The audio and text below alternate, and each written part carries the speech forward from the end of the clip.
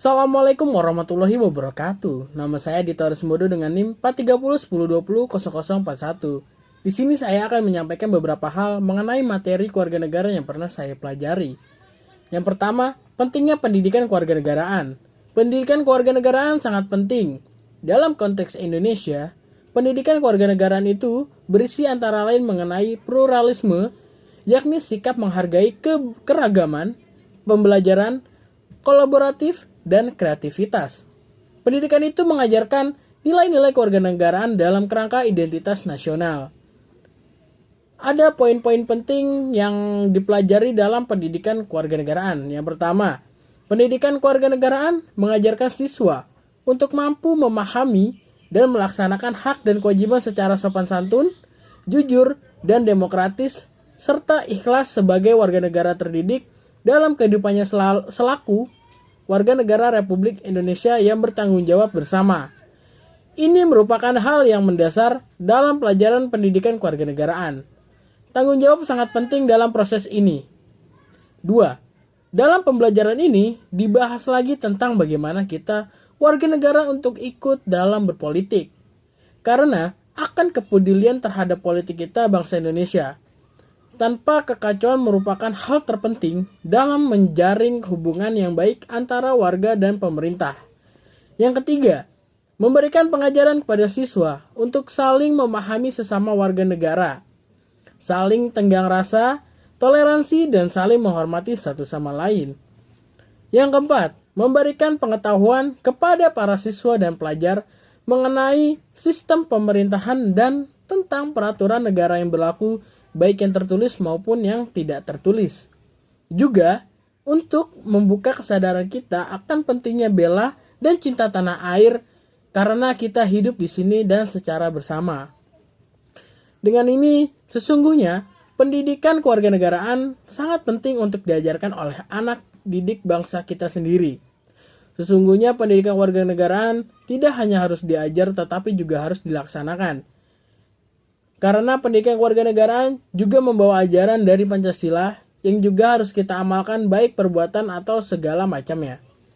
Materi yang kedua, negara dan aspek-aspek kewarganegaraan. Yang pertama, persatuan dan kesatuan bangsa, meliputi hidup rukun dalam perbedaan, cinta lingkungan, kebanggaan sebagai bangsa Indonesia, Sumpah Pemuda, keutuhan negara kesatuan Republik Indonesia, partisipasi dalam pembelaan negara, serta sikap positif terhadap negara. Yang kedua, norma, hukum, dan peraturan meliputi tertib dalam kehidupan keluarga, tertib di sekolah, norma yang berlaku di masyarakat, peraturan-peraturan daerah, norma-norma dalam kehidupan berbangsa dan bernegara, sistem hukum dan peradilan nasional, serta hukum dan peradilan internasional. Yang ketiga, hak asasi manusia. Hak asasi manusia ini meliputi hak dan kewajiban anak, hak dan kewajiban anggota masyarakat, instrumen nasional dan internasional HAM, pemajuan, serta penghormatan dan perlindungan HAM. Yang keempat, kebutuhan warga negara meliputi hidup gotong royong, harga diri sebagai warga masyarakat, kebebasan berorganisasi, kemerdekaan mengeluarkan pendapat, menghargai keputusan bersama, prestasi diri, serta persamaan kedudukan warga negara. 5. Konstitusi negara. Konstitusi negara meliputi proklamasi kemerdekaan dan konstitusi yang pertama, konstitusi-konstitusi yang pernah digunakan di Indonesia, hubungan dasar negara dengan konstitusi. Yang keenam, kekuasaan dan politik. Kekuasaan dan politik meliputi pemerintahan dan kecamatan. Selanjutnya, hubungan warga negara dan pemerintah. Warga negara adalah rakyat yang menetap di suatu wilayah dan rakyat tertentu dalam hubungannya dengan negara. Dalam hubungan antara warga negara dengan negara, warga negara mempunyai kewajiban-kewajiban terhadap negara. Dan sebaliknya, kewarganegaraan juga mempunyai hak-hak yang harus diberikan dan dilindungi oleh negara. Wujud hubungan antara warga negara dengan negara pada umumnya berupa peran atau role, hak, dan kewajiban. Peran pada dasarnya adalah tugas apa yang dilakukan sesuai dengan status yang dimiliki dalam hal ini sebagai warga negara. Istilah peran dapat dipersamakan dengan partisipasi warga negara sebagai salah satu atribut kewarganegaraan. Secara teoritis, status warga negara meliputi status pasif, aktif, negatif, dan positif. Peran warga negara juga meliputi peran yang pasif, aktif, negatif, dan positif.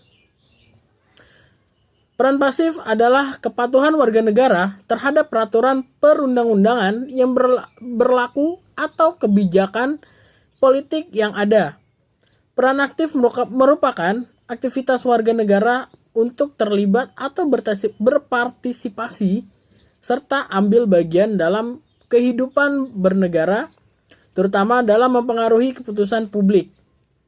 Peran positif merupakan aktivitas warga negara untuk meminta pelayanan dari negara untuk memenuhi kebutuhan hidup. Peran negatif merupakan aktivitas warga negara untuk menolak campur tangan negara dalam persoalan pribadi warga. Di Indonesia, bentuk hubungan antara warga negara dan dengan negara secara legal telah diatur dalam Undang-Undang Dasar 1945. Hubungan antara warga negara dengan negara Indonesia digambarkan dengan baik dalam peraturan mengenai hak dan kewajiban. Baik itu hak dan kewajiban warga negara terhadap negara maupun hak dan kewajiban negara terhadap warganya. Ketentuan selanjutnya mengenai hak dan kewajiban warga negara di berbagai bidang terdapat dalam peraturan perundang-undangan di bawah Undang-Undang Dasar. Akan tetapi, di samping pengaturan tentang hak dan kewajiban warga negara, sebuah undang-undang kadang memuat bentuk-bentuk partisipasi warga negara di bidang yang sesuai dengan isi undang-undang tersebut. Selanjutnya, peran warga negara dalam kehidupan politik, hukum, ekonomi, sosial, budaya, dan hankam. Peran warga negara di bidang politik dijamin dalam pasal 28 Undang-Undang Dasar 1945. A. Pemerintah yang baik. B. Kepemimpinan yang berkualitas.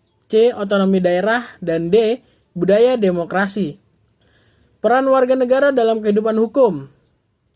Peran warga negara di bidang hukum dapat dipahami dari ketentuan pasal 27 ayat 1 Undang-Undang Dasar 1945 yang berbunyi, segala warga negara bersamaan kedudukannya di dalam hukum dan pemerintah wajib menjunjung tinggi hukum dan pemerintahan itu dengan tidak ada kecualinya.